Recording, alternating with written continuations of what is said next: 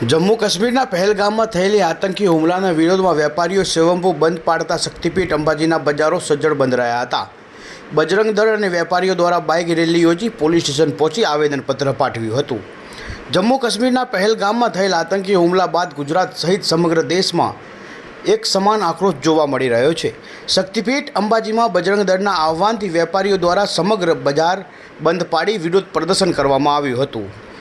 જમ્મુ કાશ્મીરમાં આતંકીઓને કરેલા હુમલાના 27 પર્યટકોના મોત થયા છે, ત્યારે હુમલાના દુશ્મનોએ ભારતને આત્મા ઉપર હુમલો કર્યો હોવાના એક સૂર દેશભરમાં ઉઠી રહ્યા છે, જેમાં શક્તિપીઠ અંબાજીના વિવિધ સંગઠનો દ્વારા વેપારીઓ અને ભારતીય જનતા પાર્ટી કોંગ્રેસના હોદ્દેદારો અને કાર્યકર્તાઓ દ્વારા કાશ્મીરના બનાવને વખોડી કાઢવામાં આવ્યો છે।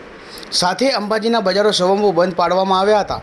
અંબાજી મંદિરના 7 નંબર ગેટ નજીક આવેલ પરશુરામ મહાદેવ મંદિરે આતંકવાદી હુમલાના મૃત્યુ પામેલા પર્યટકોની આત્માને શાંતિ મળે તે માટે 2 મિનિટનું મૌન પાળવામાં આવ્યું હતું। સાંજે બજરંગ દળ દ્વારા બાઇક રેલી કાઢી જય જય શ્રી રામના નારા લગાવ્યા હતા। અંબાજી પોલીસ સ્ટેશન પહોંચી પોલીસ ઇન્સ્પેક્ટરને આવેદનપત્ર પણ પાઠવ્યું હતું। Umesh Panchal, UR news network, Ambaji.